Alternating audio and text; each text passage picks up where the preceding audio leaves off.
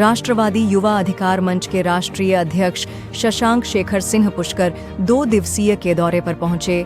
Atraulia Jansatta party of India नामक राजनैतिक दल के गठन के बाद प्रथम 2 दिवसीय दौरे की शुरुआत जनपद के अतरौलिया से किया, जहां अत्रि अर्षि तपोभूमि एवं पत्नी सती अनुसुईया के तीनों पुत्रों अर्षि दुर्वासा शिव, ऋषि दत्तात्रेय विष्णु, चंद्रमा अरशिर ब्रह्म स्थल पर शीश झुकाकर मिट्टी को प्रणाम कर किया। शनिवार को अतरौलिया स्थित निरीक्षण भवन में प्रेस प्रतिनिधियों से वार्ता करते हुए बताया कि नकारात्मक राजनीति के चलते आर्षियों, मुनियों, तपस्वियों, साहित्यकारों की भूमि आजमगढ़ आज अपने सामाजिक, साहित्यिक, सांस्कृतिक, राजनैतिक अस्तित्व के लिए अंतिम सांसें ले रहा है, जबकि आजमगढ़ राजनैतिक, साहित्यिक, सांस्कृतिक एवं सामाजिक पटल पर हमेशा अग्रणी रहा है। महर्षि वाल्मीकि, अयोध्या सिंह उपाध्याय हरिऔध, पंडित राहुल सांकृत्यायन, शिक्षाविद अल्लामा शिबली नोमानी, कैफी आजमी के इस विरासत को बचाने के लिए युवा पीढ़ी जातिवाद, परिवारवाद, पूंजीवाद के मकड़ जाल से ऊपर उठकर सामाजिक एवं राजनैतिक चेतना के लिए एक विकल्प के रूप में Jansatta party of India JPI से जुड़कर एक सकारात्मक राजनीति के लिए आगे आए। छात्रों, नौजवानों, बेरोजगारों के बुनियादी समस्याओं को लेकर हम लगातार उनकी आवाज उठा रहे हैं। आज की राजनीतिक स्थितियां विपरीत परिस्थितियों में चली गई हैं। शिक्षित युवा बेरोजगार छल्ला जा रहा है, बेरोजगारी के दंश को बहुत बड़े पैमाने पर झेल रहा है, जिससे युवा बेरोजगार अवसादग्रस्त हो गया है।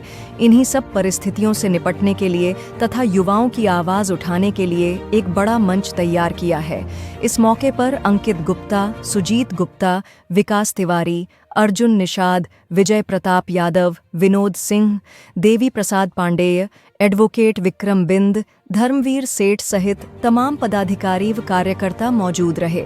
सभी लोग जानते हैं कि छात्रों, नौजवानों, बेरोजगारों के बुनियादी सवालों को लेकर के लगातार राष्ट्रवादी युवा अधिकार मंच के बैनर तले हम उनकी आवाज उठाते रहे, उनके लिए लगातार संघर्ष करते रहे।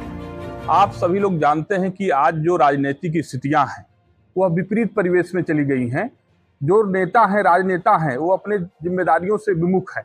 कहीं न कहीं आजमगढ़ राजनीति का केंद्र रहा है और मैं इस आजमगढ़ की धरती से बिलोंग करता हूं, तो मुझे लगा कि इस समय एक राजनीतिक विकल्प की आवश्यकता है, जिसमें देश की आबादी का जो 65% का नौजवान है एक बड़ी भूमिका रखता है।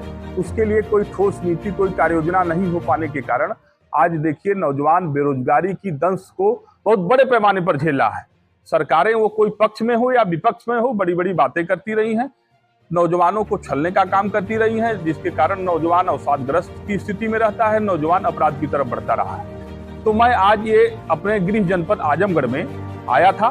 दत्तात्रेय और ऋषि दुर्वासा और चंद्रमा ऋषि का भी मैं आश्रम पर जो है उनके यहाँ प्रणाम करूंगा।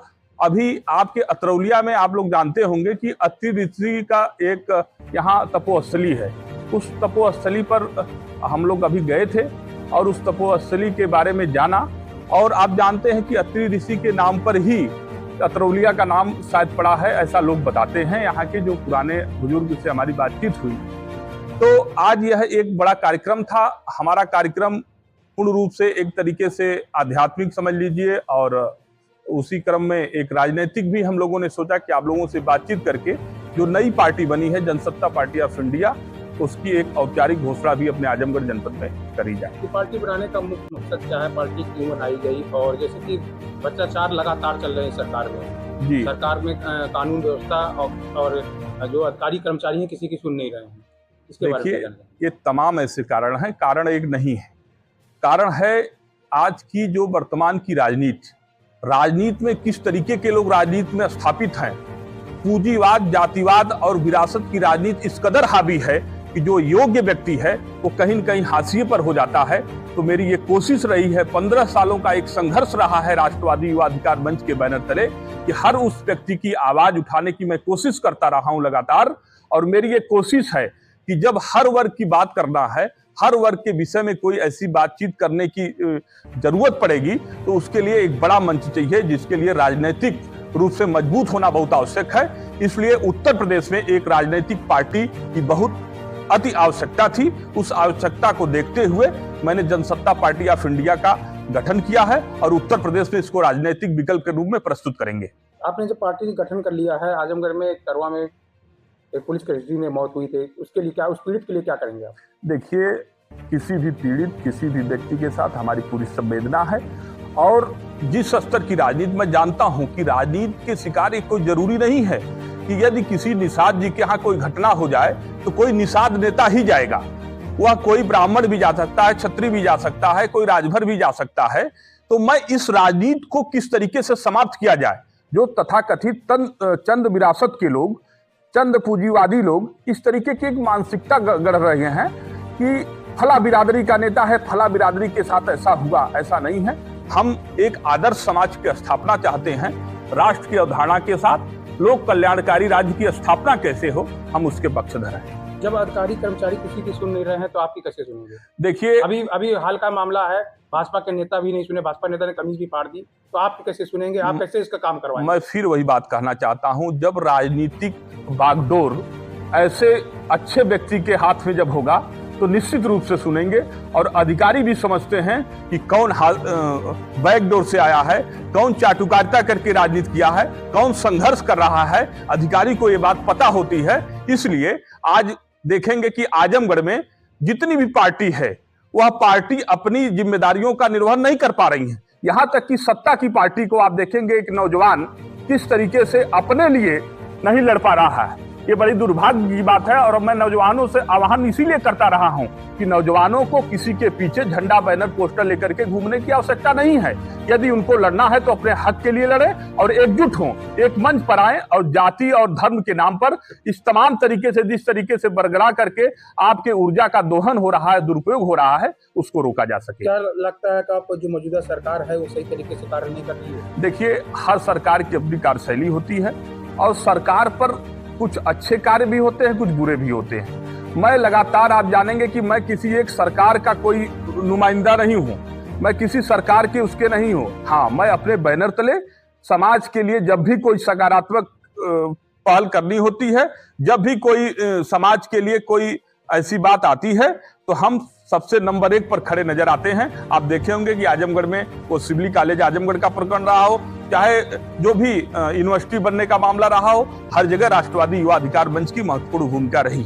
जो प्रश्न किया गया था कि क्या सरकार अपने सही तरीके से काम नहीं कर रही है? नहीं, सरकार की कार्यशैली पर सवाल पूरा प्रदेश खड़ा कर चुका है। हम कार्यशैली पर नहीं, हम पार्टी इसीलिए बना रहे हैं कि हम व्यवस्था परिवर्तन चाहते हैं। सरकार कोई भी आएगी जाएगी, जब तक व्यवस्था चलाने वाला और व्यवस्था परिवर्तन नहीं होगा तब तक कोई संभव नहीं है। सरकारें आती हैं, जाती हैं। यही बात मैं फिर दोहराना चाह रहा हूं। मैंने आपसे कहा कि पक्ष और विपक्ष हमेशा, कभी वो सत्ता में रहे, कभी आज विपक्ष में है। आपने जो पार्टी का गठन किया है, बिल्कुल उसको भी सरकार बनाएंगे अगर जनता ने चाहा, तो क्या यही पूछा जा रहा है कि ये सरकार क्या काम नहीं करेगी, इससे अच्छा आप काम करेंगे? बिल्कुल, हम व्यवस्था परिवर्तन के पक्ष में हैं, इसीलिए जनसत्ता पार्टी ऑफ इंडिया का गठन किए हैं और उत्तर प्रदेश में एक बेहतर राजनीतिक विकल्प के रूप में प्रस्तुत करेंगे।